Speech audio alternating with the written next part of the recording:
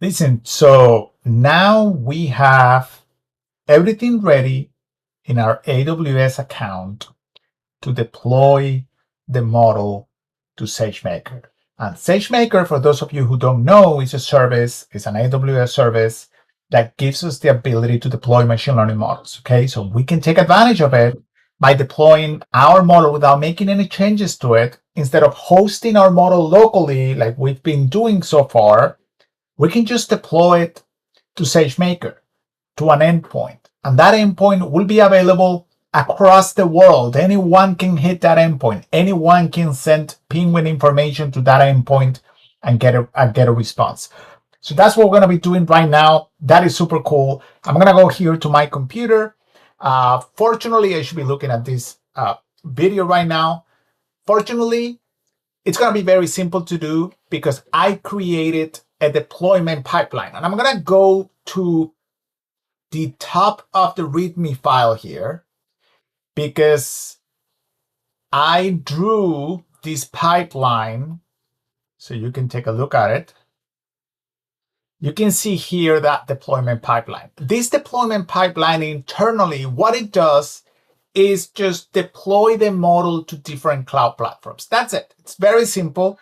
So it supports, right now, it can either deploy to AWS and it can deploy to Azure. Now, in the future, I'm going to add the ability for it to deploy to Google Cloud Platform and to Kubernetes. Right now, it's not supported. I haven't written that code, but you can use this deployment pipeline to deploy to Azure and AWS. In this video, we are going to do the deployment to AWS. So I'm going to show you how to do that. Very, very simple. Let's go here to the table of contents, and you're going to see where it says deploying the model to SageMaker. That is what we have to do. As a quick reminder, in the previous video, we left an MLflow server running in AWS. Okay, so if I go to my terminal window and I look at the environment variables and I do MLflow, the tracking URI should be pointing to that MLflow server in the cloud. And just to make sure that server is running, let me just refresh that page with the MLflow UI. And as you can see, there is version 1 of Penguin's model right there in our server. So that means that I can just execute my deployment pipeline. So here is the section here in the README file with the explanation of what you have to do. And there is something important you're going to have to get done in AWS before you're able to run this pipeline. So it says here that to deploy the model to SageMaker, you'll need access to ML M4 X large instances. That's a type of instance. Every type of instance has different hardware characteristics, okay? By default, the quota for most new accounts, so if your account is new, the quota for most new accounts is 0. That means that if you try to deploy a model, the deployment process will ask for an M4 X large instance. And if you don't have access to that instance, it's just going to fail, okay? So the first thing that you have to do is request a quota increase, okay? So you can do this in your AWS account under service quotas, AWS services, Amazon SageMaker, and then you're going to find MLM4X large for endpoint usage. That's why we need that thing. So I'm going to go here to my Amazon account, my AWS account. And if you click on this button here, this link here on your right, you're going to see service quotas there. So go to service quotas. Here inside service quotas, we are going to go to AWS services. We're going to find SageMaker. We're going to click on SageMaker. And here we need to find, let's find endpoint. Well, it's actually ML M4 X large. So you can see M4 X large for endpoint usage. That's the quota that we want to increase. Now, I do have 16 of those, so I'm fine. I have plenty, but the default quota is 0. So if your account is new, you might have 0 here. So how do you request new quota? Well, you click here, you do request increase at account level, you ask for how many you want, and then you send that request, and AWS might take maybe 24 hours, maybe immediately. Sometimes it takes some time to give you access to those instances. The reason you don't have those by default is because AWS wants to protect themselves against people who mistakenly create an endpoint, rack up a lot of cost, and at the end of the month, they say, oh, I'm sorry, I don't want to pay my bill. So that's why AWS does not give you access to use those instances, and you have to proactively request them. So later on, you cannot claim that you made a mistake, okay? So do that. I'm telling you here to request 8 instances. And the reason I'm asking for 8 is because if you want to run 2 endpoints at the same time or whatnot, you're going to need more than one. Just request for 8 is fine. It doesn't cost you anything, by the way, to request for more instances. This is just giving you the ability to run those instances. It's not running them for you, okay? So after you have that, you're going to run this command, okay? This command is going to add a new environment variable to your .env file. Now, for those of you running on Project IDX, you have that environment variable already because I created it. For those of you in Project IDX, if you go env pipe grep and you do endpoint, you should see already endpoint name equals penguins. So you already have it. For those of you who are running this locally on your environments, you might not have it. So run this line, which will add endpoint name to the .env file and will also export it to your environment variables. That is the name that we're going to create in SageMaker, the name of that endpoint where we are going to host our model. So after that, you're going to run this command. So what's going to happen when you run this command is that MLflow will create a Docker image that is going to run your model. Remember, now MLflow is not going to be the one hosting the model. We're going to be hosting that model in SageMaker. So the way MLflow is going to do that is by creating a Docker image that we can push to SageMaker. And that is the image that we're going to use at the time of deploying our model, okay? So fortunately for us, we don't have to do any of that manually because MLflow created a single command that's going to build the image, the correct image, and it's going to push it to ECR, to the Elastic Container Registry in AWS. And if some of these services you're not familiar with them, that's fine. Just, you can read on your own on those services. The Elastic Container Registry specifically, it's equivalent to Docker Hub. So it's a place where we host images. So you're going to run this command. This command is going to take some time because it's going to build that image from scratch. I already did it. So that's done for me. I'm going to rerun it here. There shouldn't be any changes. So this should run relatively fast. I just want you to see how this is running. So yeah, you can see that it's telling me that all of those layers already exist because I built all of those already. And yeah, this finished and this uploaded the image up there. Here is the repo where that image got uploaded. So you can see that number, the 32552, that is my account ID in AWS. This is the address of ECR. And then the image is called MLflow PyFunk, which by default, that's the name of the image that MLflow gives this.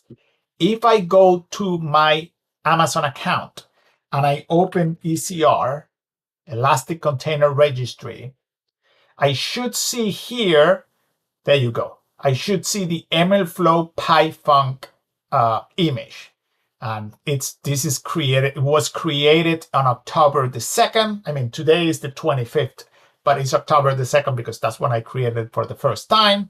If I go inside, I should see here the image. This is the latest image that I published. This is version 2.17.1. Notice that the first one is 2.16.2. So the latest version that I uploaded today, actually, like an hour ago, less than an hour ago, is right here. So that image is going to allow us to deploy the model in SageMaker, okay? And all of that is going to be done by just you running this MLflow SageMaker build and push container. If you're running inside Project IDX, you're golden. You just need to run that command and wait for it to finish. Again, command is going to take about 5 minutes to finish. If you're running locally on your computer, you need to have Docker installed. That's one of the prerequisites that we talked about in the very first video here. So you need to have Docker installed in order for this command to run. So after this command runs, now we have the image. Now we can just go and run the pipeline, okay? So here is the deployment pipeline that is going to deploy my model to SageMaker. And in the next video, we're going to go and dive deeper into the code of this pipeline. But let's look at the parameters here. So the top part you already know is how we run a Metaflow flow. Then I have a parameter that's called target. In this case, it's going to be SageMaker. Sorry, I double click on it. I shouldn't have. So target is just going to go to SageMaker. Again, we also support, or I also support Azure here as one of the targets. We're going to see that later. The endpoint is the endpoint name. We're going to be getting it from the environment variable. So this is going to be pointing to penguins. That's the name of the endpoint that we're going to create. The region where this is going to get created, I'm using the environment variable here. In my case, that's US East 1. And the data capture destination URI. This parameter is going to point to a location in S3 where SageMaker will automatically capture all of the traffic, okay? Remember that I mentioned before when we were deploying the model locally that I have this property that's called data capture that by default is false. In the case of SageMaker, we do not need to mess with a separate SQLite database. The reason is because SageMaker supports by default out of the box to capture all of that data for us. So as long as we enable that at the time of deploying to SageMaker, as long as we configure SageMaker to automatically capture that data, SageMaker is going to do so. That is what this endpoint is doing. And when we review the code, you're going to see that. Here, the only thing that I need to provide is the location in S3 where we want that data to be captured, okay? Because SageMaker doesn't put that data in a database, it puts it in a folder. So this line here, this parameter, is going to be indicating, hey, save all of that data in this location. If you don't specify this parameter, we're not going to capture any data. So the endpoint is not going to save that data, okay? So I'm going to run this. This I already run off camera because it takes, excuse me, something happened there. It takes quite a bit of time to run, okay? The first time you're running not the first time, anytime you're creating an endpoint, it takes about, I don't know, maybe 10 minutes, maybe 8 minutes, 5 minutes. So it takes a little bit of time. So I run it already. I already have that endpoint running, okay? I'm going to rerun it now. So you see like the end of it, what you should see, but know that this is going to be fast just because the endpoint already exists and is already running. So if I run this pipeline is going to start.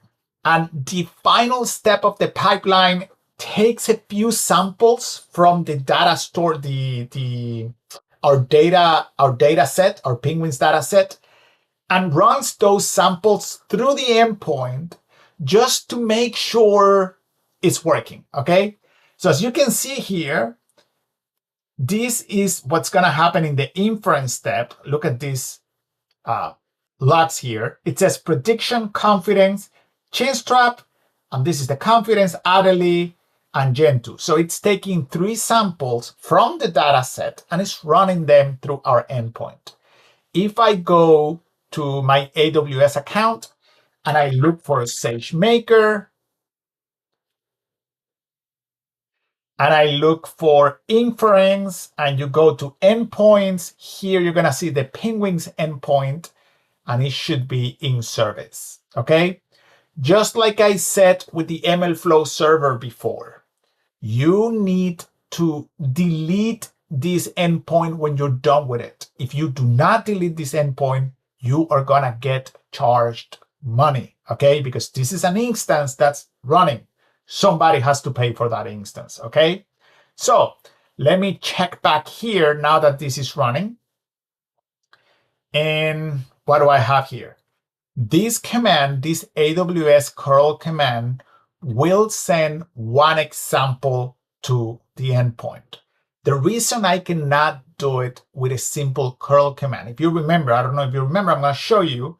If we go back up and we go to the deployment section where we deploy the model locally, remember that we use this curl command, which is very simple, to send to that URL, send a sample to get back the prediction. However, an endpoint that's running in SageMaker is not publicly accessible. There is security. So by default, you cannot just get to that endpoint, okay?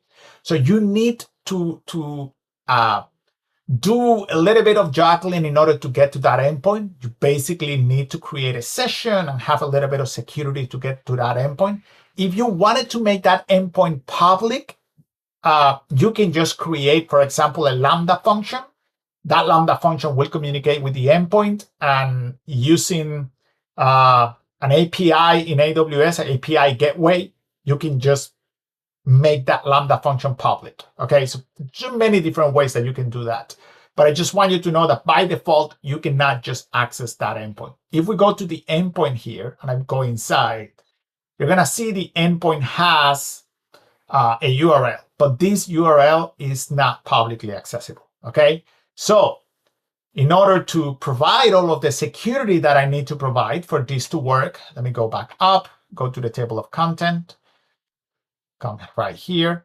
To provide all of the security that I need to provide, I created this command that uses the STS service to get a session with permissions to access that endpoint and then send the sample. So again, it's a long command. It's fine. Just copy the whole command here, run it, and this should work just like a normal curl and give us back the prediction that we wanted. And again, this just ran off of the cloud, off of the endpoint that we have running, okay? So yeah, as soon as you're done with SageMaker endpoint, delete it to avoid unnecessary costs. And I have a section here that tells you how to clean the AWS resources. Now, listen up. In the next video, I'm going to go deeper into how the deployment pipeline works. I'm going to show you the code of the deployment pipeline like I've done before. But here, just because I'm done for today, I'm going to be recording the next video tomorrow.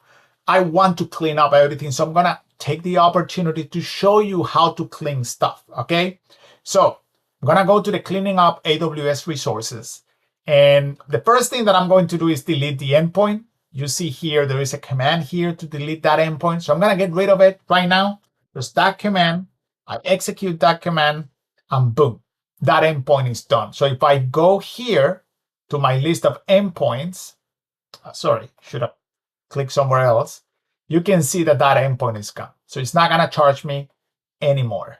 So going back here, there is a command here that is going to delete the CloudFormation stacks that we created. Now, so far, you've seen only 2 CloudFormation stacks. We created one with the user and the roles, and we created another one for MLflow. So the MLflow server that we have that's running in the cloud, that was created by a CloudFormation stack. Now, notice that here, I'm deleting 2 CloudFormation stacks. These are the 2 stacks that I'm deleting. But we have not created one stack that's called Metaflow. We created one stack that's called MLSchool, not Metaflow. The reason is Metaflow is a stack that we're going to create later on a separate video. But right now, The only thing that you need to do, if you run this command, it's going to ignore that Metaflow doesn't exist. It's going to delete the MLflow CloudFormation stack. You do not have to delete the ML School stack. So the one where we created the username, you don't have to delete that one there. You can keep that one there. It's not going to charge you any money, okay? Having users and roles does not cost any money. So I'm going to run this command, and this should get rid of the MLflow server that I have running online. Let's just go here just so you see it. I'm going to go to CloudFormation here. I'm going to open that service. You can see that I have the MLflow CloudFormation there. And if I open here EC2, I want you to see this. I'm going to open it in a different tab. Gonna go to instances. You can see there our ML School, our ML School instance, the T2 micro instance. So I'm gonna run this command. We should get rid of all of that. So if I run that command, let me see.